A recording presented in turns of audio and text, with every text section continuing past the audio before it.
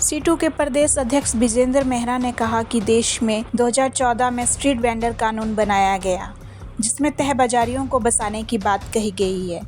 लेकिन शिमला में एचआरटीसी प्रबंधन कानून की धज्जियां उड़ाकर तह बाजारियों को उजाड़ने में लगी हुई है। 30 वर्ष पहले एचआरटीसी मंत्री ने शिमला बस स्टैंड में रेडी फड़ी लगाने वाले तह बाजारियों को पत्र लिखकर कहा कि इन्हें यहां से उठाया ना जाए। बावजूद इसके एचआरटीसी ने उन्हें उजाड़ने का काम किया है, जिसका विरोध किया जा रहा है। सरकार ने मई के महीने में कानून बनाया जिसको स्ट्रीट वेंडर्स एक्ट बोला गया।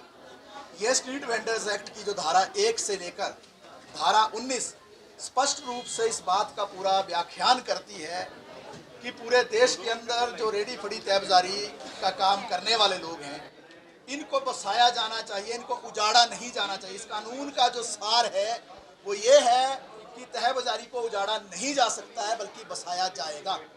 इस कानून के अंदर यहाँ तक कहा गया है कि तहबाजारी के संचालन के लिए टाउन वेंडिंग कमेटियाँ बनेंगी। जो आपको मालूम है, पिछले साल चुनाव हुए शिमला के अंदर टीवीसी के, जिसमें लोग चुनकर आए।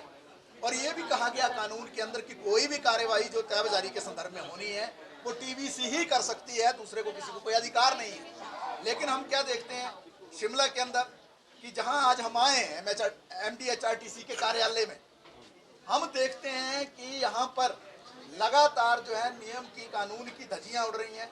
आपको याद होगा पिछले कुछ दिन पहले यहाँ पर एक दुर्भाग्यपूर्ण हादसा हुआ ओल्ड बस स्टैंड के अंदर, जहां एक बस के नीचे जो है महिला आ गई और उनकी मौत हो गई। बड़ा दुर्भाग्यपूर्ण वाकया था।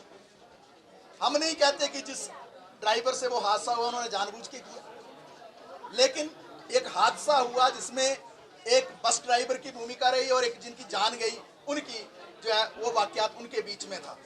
लेकिन उसकी सज़ा किसको मिली? सज़ा उसकी मिली जो यहाँ पर ओल्ड बस स्टैंड में 40 साल से जो रेडी फड़ी तहबाजारी का कार्य करते हैं, 40 साल से यहाँ पर ये कार्य कर रहे हैं। 30 साल पहले हिमाचल प्रदेश के HRTC जो मिनिस्टर हैं, उन्होंने बाकायदा इनको एक चिट्ठी लिखी, आदेश दिया 1990 में कि जो यहाँ पर कार्य कर रहे हैं लोग पिछले काफ़ी टाइम से, इनको हटाया ना जाए। ये आदेश इनके फाइलों में भी संलग्न है, उस वक्त के HRTC जो ट्रांसपोर्ट के जो मिनिस्टर थे उनका। उसके बाद जब स्ट्रीट वेंडर्स एक्ट बना 2014 में, इन सभी के जो है स्ट्रीट वेंडिंग सर्टिफिकेट बने कानूनी रूप में, जो लोकसभा और राज्यसभा ने, संसद ने जो कानून पारित किया था, आई कार्ड बने।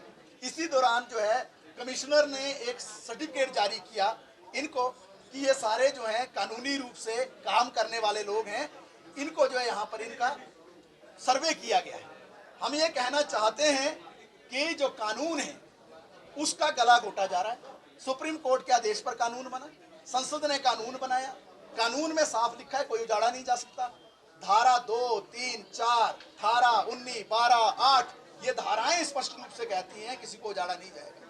हम दूसरी तरफ क्या देख रहे हैं, IGMC के पास भी 1 लाख रुपए से ज्यादा सामान जो है तहबाजारी का जब्त करके बैठे हैं 15 दिन से। कानून की धारा 19 बोलती है, उसका B पार्ट, कि सामान जब्त नहीं किया जा सकता। अगर जब्त किया गया सामान 24 घंटे के अंदर वापस लौटाना है। 15 दिन से 1 लाख रुपए से ज्यादा सामान लेकर जब्त करके बैठे हैं, दे नहीं रहे उसको वापस। ये क्या चल रहा है? हमारे देश का जब संविधान बना, धारा अनुच्छेद 19 जब उसमें सम्मिलित किया गया, आप सबको मालूम है अनुच्छेद 19 में केवल यूनियन बनाने का अधिकार नहीं है, केवल अभिव्यक्ति की स्वतंत्रता नहीं है, उसके अंदर यह भी लिखा गया है कि व्यवसाय करने का भी अधिकार है, यानी जिंदा रहने का भी अधिकार है। और अनुच्छेद 21 है संविधान का, उसमें जीने का अधिकार है। ये तमाम कानूनों की अवहेलना करके जिस तरीके से यहाँ पर दादागिरी चल रही है, तानाशाही चल रही है, इसके खिलाफ हम करने आए हैं। कल हम जो एक डेलीगेशन के रूप में आए थे, लेकिन हमारी बात को सुनने के बजाय जिस तरीके का व्यवहार MD ने, और खासतौर पर जो यहाँ डिविजनल मैनेजर बैठे हैं लंबे लंबे समय तक, कई वर्षों से यही बैठे हैं, ट्रांसफरें नहीं होती हैं। ये अधिकारी जो है यहाँ बिल्कुल ऐसा मान के चल रहे हैं कि इनको कोई हटा नहीं सकता है, ये इनकी मर्जी में जो आता है वही चलता है। तो यहाँ जो कानून की धज्जियां उड़ रही है, जो रेडी फड़ी तहबाजारी को उजाड़ा जा रहा है, उसके खिलाफ जो है सांकेतिक प्रदर्शन करने आए हैं। हम इनको कहना चाहते हैं, अगर तुरंत जो है इनको रीसेटलमेंट इनका नहीं किया, रिहेबिलिटेशन नहीं किया, कानून कहता है उजाड़ा नहीं जा सकता है, कानून ने इनकी जो है सर्वे किया है, कानून के तहत इनको वेंडिंग सर्टिफिकेट मिले, आई कार्ड मिले, ट्रांसपोर्ट मिनिस्टर का सर्टिफिकेट मिला, कमिश्नर का सर्टिफिकेट मिला, क्या ये सुप्रीम कोर्ट से ऊपर है? क्या यह देश की संसद के ऊपर है? क्या ये हिमाचल प्रदेश के ट्रांसपोर्ट मिनिस्टर से ऊपर है? क्या ये कमिश्नर जो पूरे शहर को चलाते हैं, जो मेयर के साथ इनकी एक अग्रणी भूमिका होती है, क्या उन कमिश्नर से ऊपर ये हो गए? तो हम इसके खिलाफ आज सांकेतिक प्रदर्शन करने आए हैं।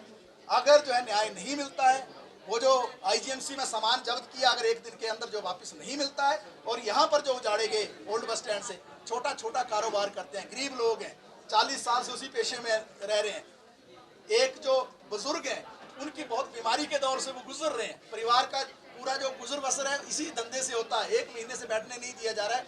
अगर इनको जो रिहेबिलिटेट नहीं किया जाता, पुनर्वास इनका नहीं किया जाता है, तो निश्चित तौर से एक बड़े मोर्चे की ओर हम आगे बढ़ेंगे। आज की तरह सांकेतिक प्रदर्शन करने नहीं आएंगे 1-2 घंटे के लिए, यहीं बैठ जाएंगे।